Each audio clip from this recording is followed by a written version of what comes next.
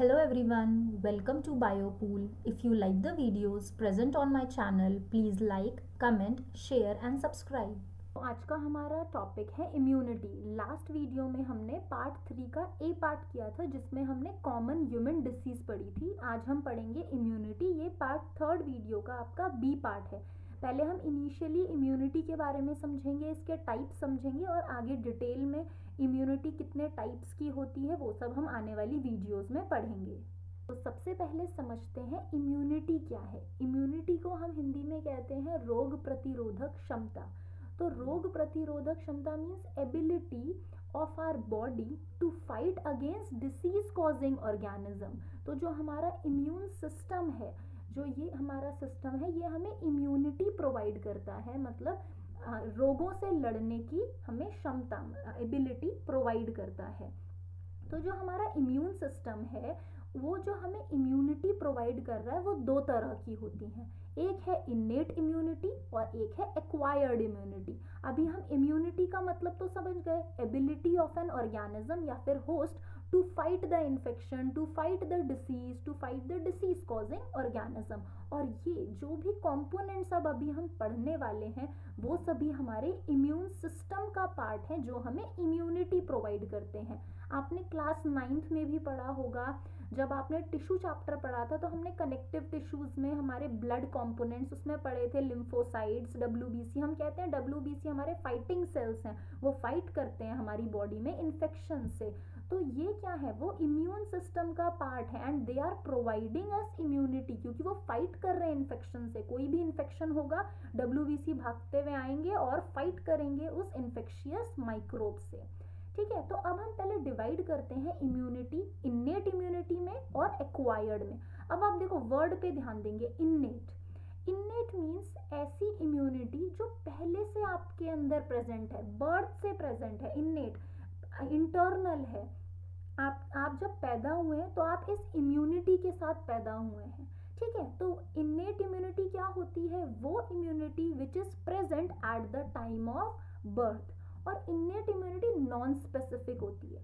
Innate immunity का काम है हमको बस बचाना है उन्हें कैसे भी करके। अभी हम इनके कंपोनेंट्स देखेंगे तो आप बिल्कुल समझ जाओगे कि क्यों हम इसे नॉन स्पेसिफिक कह रहे हैं। क्योंकि कोई भी पैथोजन आए, कोई भी माइक्रोब आए, बस ये हमें बचाने के पीछे दौड़ पड़ते हैं। ये सारे इन्नेट इम्यूनिटी के जो भी आपके कंपोनेंट्स हैं उनको हमें कैसे भी प्रोटेक्ट करना है। और वो ये नहीं देखते कि वो बैक्टीरिया है, वो वायरस है, वो प्रोटोजोएन है, इनके पास जो भी हथियार हैं सब यूज कर लेंगे। तो इन्नेट इम्यूनिटी इस तरह से वर्क करती है। बट जो हमारी एक्वायर्ड इम्यूनिटी है, देखो आप देख सकते हो, एक्वायर मतलब जो आपने सीखा है अपने जिंदगी में। हम बोलते हैं ना एक्वायर किए हैं मैंने, ये ट्रेड, ये कैरेक्टरिस्टिक मैंने एक्वायर किए हैं लाइफ टाइम, जो हमने लर्न किया है। तो एक्वायर्ड इम्यूनिटी एक तरह की स्पेसिफिक इम्यूनिटी होती है। लर्न करते हैं हमारे एक्वायर्ड इम्यूनिटी के जो भी कंपोनेंट्स है, वो सीखते हैं धीरे धीरे। अच्छा ये बैक्टीरिया है, ये वायरस है, ये प्रोटोजोन है, और इनका जो रिस्पॉन्स होता है वो काफ़ी स्पेसिफिक होता है। ये अपनी एनर्जी खर्च नहीं करते। ऐसा नहीं है कि बैक्टीरिया आ गया तो उस पर भी वही एंटीबॉडी भेज दी, वायरस आ गया उस पर भी सेम एंटीबॉडी भेज दी। तो अभी हम जब आगे पढ़ेंगे तो आप समझोगे कि क्यों एक्वायर्ड इम्यूनिटी स्पेसिफिक है। एक्वायर्ड इम्यूनिटी के पास मेमोरी होती है, वो याद रखती है कि कौन सा पैथोजन मेरी बॉडी में एंट्री करा है पहले और अभी ये कौन सा पैथोजन है। तो ये दो टाइप की जो इम्यूनिटी है ये हमारी बॉडी को प्रोटेक्ट करती है।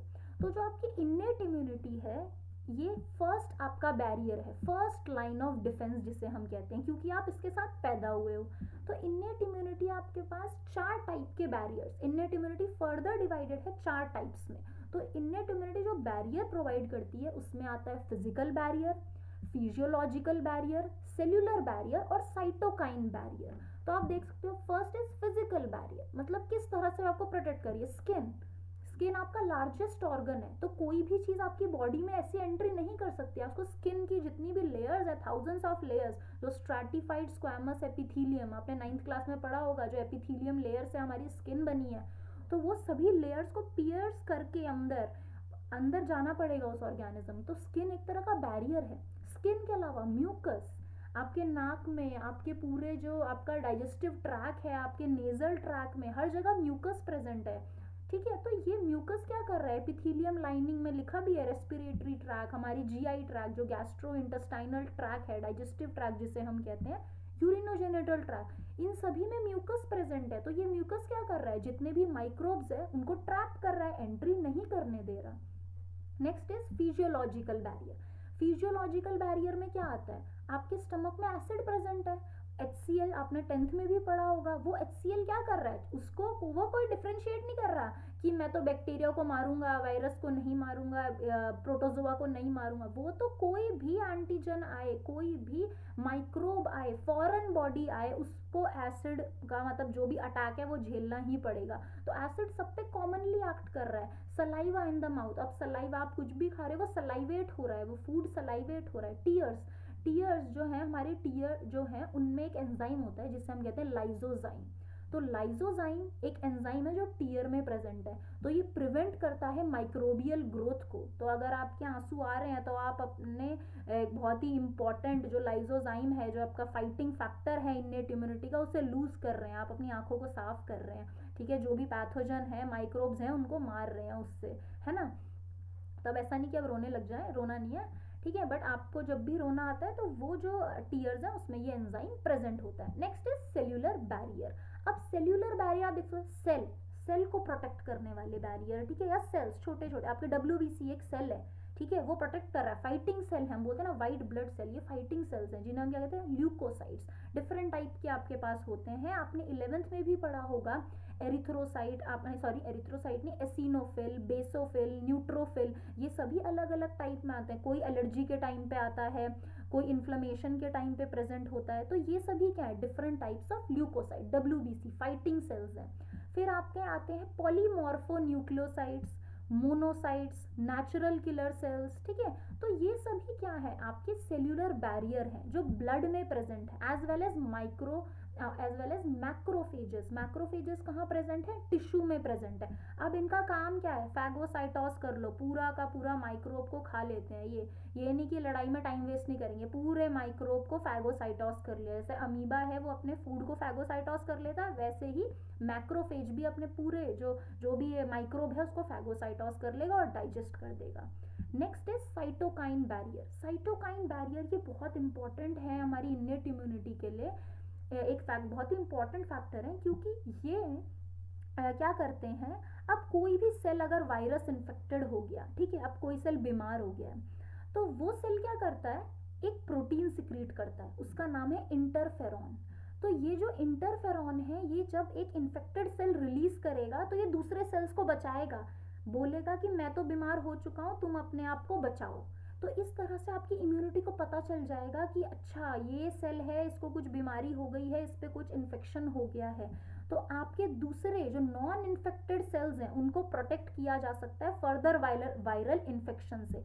तो इंटरफेरॉन का रिलीज होना आपकी इम्यून सिस्टम को एक्टिवेट कर देता है, बता देता है कि अच्छा इन्फेक्शन यहाँ है, दूसरे सेल्स को फटाफट बचाओ, तो दूसरे कंपोनेंट्स को हम वहाँ भेजेंगे और जो इन्फेक्टेड सेल हैं या फिर उसको फैगोसाइट करेंगे या फिर उसको डिस्ट्रॉय करेंगे।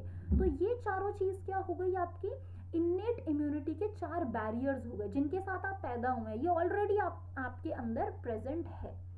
अब नेक्स्ट हमारे पास आप देख सकते हो इस डायग्राम में भी इन्नेट इम्यूनिटी के ये सारे कंपोनेंट्स हैं, ये ऑलरेडी आपकी बॉडी में प्रेजेंट है सिंस बर्थ।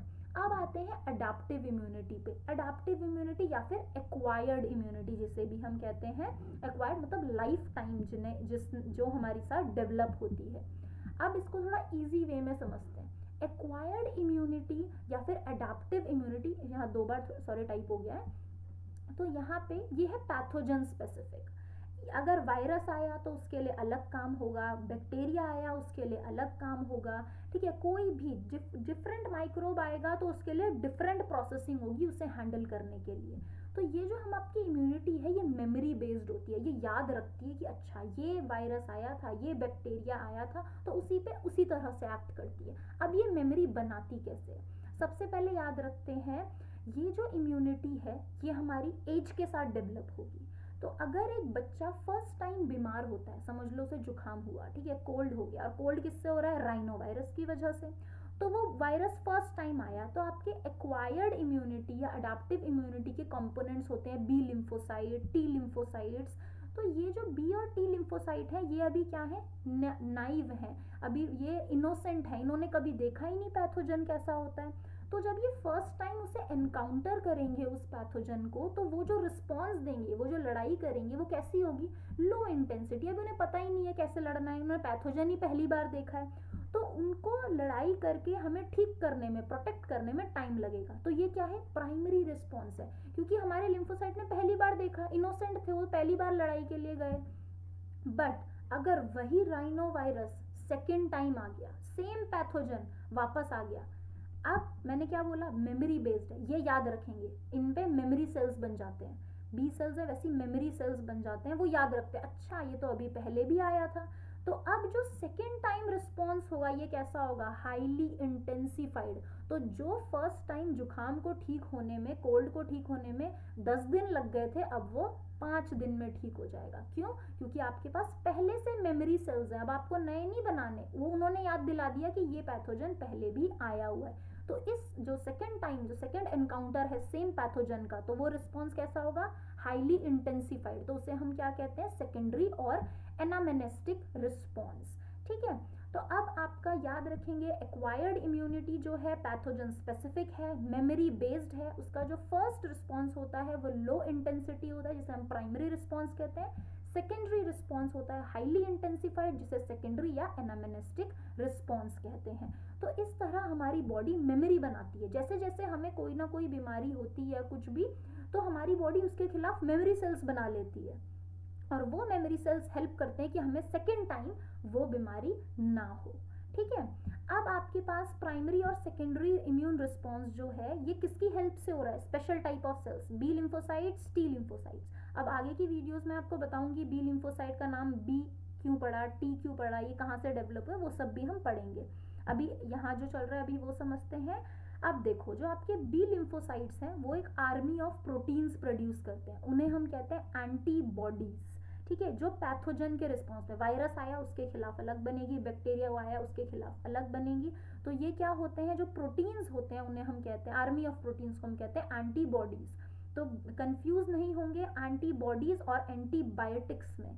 एंटीबायोटिक्स आप दुकान से खरीद के आप खाते हैं, एंटीबायोटिक, पेनिसिलिन, अलेक्जेंडर फ्लेमिंग जो फर्स्ट बनाई थी वो एंटीबायोटिक्स थी। एंटी मीन्स अगेंस्ट, ठीक है, बायोटिक्स मीन्स जो लाइफ, बायो मीन्स लाइफ है ना, तो antibiotics means against the life of that microbe. तो एंटीबायोटिक्स आप खरीद के बाहर से खाते हैं पैसिवली, आपको पकी पकाई मिल गई, ठीक है, पैसिव इम्यूनिटी प्रोवाइड कर रही है वो। एंटीबॉडी एक्टिव इम्यूनिटी है, एक्टिव कैसे, आपने पैथोजन को देखा, आपने उसके खिलाफ एंटीबॉडी बनाई। नेक्स्ट आता है टी लिम्फोसाइट जो है, अभी टी सेल्स जो टी लिम्फोसाइट है वो कोई एंटीबॉडी सिक्रिएट नहीं करते, but help B cell to produce them. But जो टी लिम्फोसाइट है असली में ये हेड है हमारे इम्यून सिस्टम के, ये बताते हैं कि चलो एंटीबॉडी प्रोड्यूस करो भाई, ऐसा काम करो, मतलब एक तरह से सिग्नलिंग सबको प्रोवाइड करते हैं। तो ये बी सेल को गाइड करते हैं कि आपको एंटीबॉडी बनाने हैं। तो आपकी जो एंटीबॉडी होती है उसके स्पेसिफिक स्ट्रक्चर होता है, ठीक है, उसमें 4 पेप्टाइड है, स्मॉल चेन मतलब आपकी हैवी चेन होती है, लाइट चेन होती है, H2 और L2। अभी हम डायग्राम में भी समझेंगे। आपके पास बॉडी में जो डिफरेंट टाइप की एंटीबॉडीज हैं वो है IgA, IgM, IgE, IgG, ठीक है, और IgDB, ठीक है। तो ये सब तरह के क्या है, आपके एंटीबॉडीज हैं, मीन्स ये बी लिम्फोसाइट के पार्ट है। बी लिम्फोसाइट एंटीबॉडीज बनाता है, तो आपके पास इतने डिफरेंट टाइप के एंटीबॉडीज हैं जो आपके ब्लड में होंगे और जो रिस्पॉन्ड करेंगे पैथोजन को। तो ऐसी इम्यूनिटी जो हमें एंटीबॉडीज के थ्रू मिलती है वो है ह्यूमोरल इम्यूनिटी या ह्यूमोरल इम्यून रिस्पॉन्स। तो आप देख सकते हो हमने इनेट इम्यूनिटी के 4 पार्ट पढ़े। अब एक्वायर्ड या अडेप्टिव इम्यूनिटी का आपका पहला पार्ट क्या है, ह्यूमोरल इम्यून रिस्पॉन्स या humoral immunity which is provided by antibodies. तो एंटीबॉडीज आपके पास इतने टाइप की है। फिर आप देखो यहाँ पे लिखा है 2 टाइप्स ऑफ जो एक्वायर्ड इम्यूनिटी, एंटीबॉडी मीडिएटेड जो अभी हमने पढ़ी, फर्स्ट इज एंटीबॉडी मीडिएटेड क्योंकि एंटीबॉडी प्रोड्यूस हुए। सेकेंड टाइप की होती है सेल मीडिएटेड इम्यून रिस्पॉन्स या सेल मीडिएटेड इम्यूनिटी। ये कौन प्रोवाइड करता है, T lymphocyte, CMI, cell mediated immunity. तो ध्यान रखेंगे एंटीबॉडी, जो एंटीबॉडी प्रोड्यूस इम्यूनिटी है वो कौन प्रोवाइड कर रहा है, बी लिम्फोसाइट। और सेल मीडिएटेड इम्यून रिस्पॉन्स है वो कौन प्रोवाइड कर रहा है, टी लिम्फोसाइट। तो टी लिम्फोसाइट्स वहाँ आते हैं जहाँ आपके जो पैथोजन है, जिस तरह से आपके निमेटोड इन्फेक्शन आपको होगा, फिलारियल इन्फेक्शन, तो जो बड़े वॉर्म लाइक इन्फेक्शन आते हैं वहाँ आपके टी लिम्फोसाइट हेल्प करते हैं, ठीक है। नेक्स्ट आप डायग्राम में अब हम समझते हैं आपके एंटीबॉडीज का स्ट्रक्चर। एंटीबॉडीज आर प्रोटीन्स, ठीक है। अब ये प्रोटीन्स फाइट करते हैं, इन्हें हम और क्या कहते हैं, इम्यूनोग्लोबुलिन। तो ये जो आईजी है, Ig means immunoglobulin, G immunoglobulin, M immunoglobulin A. तो इस तरह से, तो इसका एक निमोनिक्स मैंने यहाँ आपके लिए बना रखा है, जी मेड। आप कभी नहीं भूलेंगे कि इस तरह से आपको याद रखें कितने एंटीबॉडी हैं आपके पास, कितने इम्यूनोग्लोबुलिन है। तो आपके पास है 5 इम्यूनोग्लोबुलिन, इसको याद रखेंगे जी मेड से, IgG IgM। अब देखो इनका कॉमन स्ट्रक्चर पहले देखते हैं। आपके पास ये चेन है, दो आपके पास हैवी चेन है, दो आपके पास लाइट चेन है, ठीक है। तो 2 लाइट चेन और 2 हैवी चेन। अब आप देख सकते हो हैवी चेन के बीच में डाइसल्फाइड बॉन्ड है। तो डाइसल्फाइड बॉन्ड हैवी चेन के, एक हैवी चेन के मतलब इंटरमोलिकुलर भी है और इंट्रामोलिकुलर, अगर आप बोले तो इंटर मतलब हैवी चेन के बीच में भी डाइसल्फाइड है, और दो हैवी चेन एक दूसरे से भी डाइसल्फाइड बॉन्ड से जुड़ी है। हैवी चेन लाइट चेन से भी जुड़ी है, ठीक है। तो आप देख सकते हो इस तरह से आपके डाइसल्फाइड बॉन्ड से आपकी ये चारों चेन जुड़ी हुई हैं। अब यहाँ देख सकते हो एंटीजन बाइंडिंग साइट है। तो एंटीजन क्या होता है, कोई भी फॉरेन बॉडी, कोई भी पैथोजन, तो कोई भी चीज़ जो आपको डिसीज कॉज कर सकती है, आपके इम्यून सिस्टम को एक्टिवेट कर सकती है, दैट इज एन एंटीजन, ठीक है। तो अगर मैं बोलूँ पोलन ग्रेन, फूड भी एक एंटीजन हो सकता है, हम कई बार खाने से भी बीमार हो जाते हैं, है ना। तो एंटीजन क्या होगा, कोई भी फॉरेन बॉडी जो आपके इम्यून सिस्टम को इलेक्ट करे, इम्यून रिस्पॉन्स को एक्टिवेट कर दे। तो एंटीजन बाइंडिंग साइट, यहाँ वेरिएबल रीजन लिखा है। क्यों वेरिएबल रीजन, क्योंकि आपके एंटीजन या जो आपका फॉरेन बॉडी, उसका शेप कुछ भी हो सकता है ना। तो उसके हिसाब से ये शेप चेंज करता है और ये कैच करेगा आपके पैथोजन को। फिर ये है कांस्टेंट रीजन, ये स्ट्रक्चर हमेशा सेम रहता है। तो आप डाइसल्फाइड ब्रिज हो गए, हैवी चेन, लाइट चेन हो गई आपकी, और एंटीजन बाइंडिंग साइट है। इसमें 2 रीजन है, वेरिएबल और कांस्टेंट रीजन। तो ये आपका स्ट्रक्चर है एंटीबॉडी मॉलिक्यूल का, कॉमन स्ट्रक्चर। सभी एंटीबॉडी मॉलिक्यूल मतलब इम्यूनोग्लोबुलिन इस तरह का बेसिक स्ट्रक्चर शो करते हैं। तो अब यहाँ ये भी फर्दर डिवाइडेड है, कुछ मोनोमेरिक स्ट्रक्चर है, सिंपल ऐसा मोनोमेरिक स्ट्रक्चर है। डाइमर, कुछ इस तरह के 2 स्ट्रक्चर है, 2 जुड़े हुए हैं। पेंटामर मतलब 5, इस तरह के 5 स्ट्रक्चर जुड़े हुए हैं। तो IgM IgA, तो आप ये ध्यान रखिए, आपके नीट के लिए इंपॉर्टेंट है कौन सा मोनोमेरिक स्ट्रक्चर है, डाइमर कौन सा है, पूछ लेते हैं। ऐसा इम्यूनोग्लोबुलिन बताएं जो पेंटामेरिक शेप है, तो IgM है। नेक्स्ट, अब ये जो हमारी पार्ट है इस वीडियो का, ये हमारे लास्ट स्लाइड है, हम इसको समराइज करते हैं। इन्नेट इम्यून सिस्टम और अडेप्टिव या एक्वायर्ड इम्यून सिस्टम। तो इन्नेट इम्यून सिस्टम कैसा सिस्टम है हमारा, जो कि हमारे बर्थ से प्रेजेंट है, ठीक है, और ये हम धीरे धीरे डेवलप करते हैं। तो इन अडेप्टिव इम्यून सिस्टम में जो भी सेल्स हैं आपके, बी सेल्स या टी सेल्स, बी लिम्फोसाइट या टी लिम्फोसाइट, ये डेवलप होते हैं बोन मैरो में, ठीक है।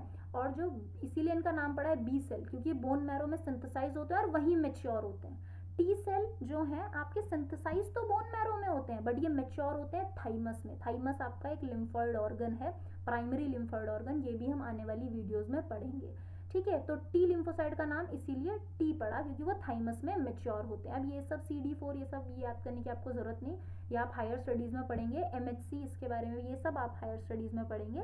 जनरल डिफरेंस आपको पता होना चाहिए इन्नेट और अडेप्टिव इम्यून सिस्टम में, आपको ये डिफरेंस पूछा जाता है पेपर में।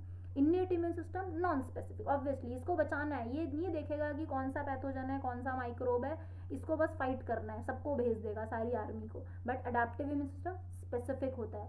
इसके साथ ही आप एक और पॉइंट ऐड कर दो, मेमोरी बेस्ड। इन्नेट में कोई मेमोरी नहीं है, अडेप्टिव में मेमोरी बेस्ड है।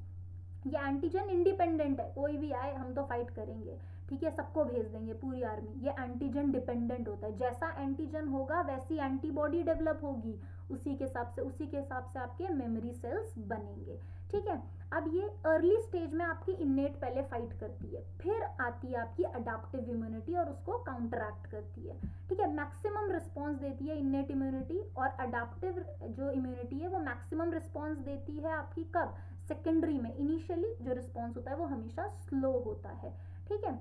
स्पेसिफिसिटी कम है, ये हाईली स्पेसिफिक है, ठीक है। और मेमोरी की बात मैंने आपको बता दी। रिस्पॉन्स टू जो रिपीट इन्फेक्शन, अगर कोई भी पैथोजन बार बार आ रहा है तो इनका जो रिस्पॉन्स रहता है वो प्राइमरी रिस्पॉन्स रहता है, सेम ही तरीके से वो ऐसे बिहेव करती है इनहेरिटेबल कि पहली बार आ रहा है, क्योंकि उसके लिए उसकी कोई मेमोरी नहीं है, उसको याद ही नहीं रहता कौन सा पैथोजन आ रहा है जा रहा है। बट अडेप्टिव इम्यूनिटी का जो रिपीट इन जो इन्फेक्शन के खिलाफ जो उसकी फाइट है वो बहुत ही स्पेसिफिक होती है और रैपिड रिस्पॉन्स होता है उसका, ठीक है। तो इस तरह से आज हमारा इम्यूनिटी वाला पोर्शन खत्म होता है।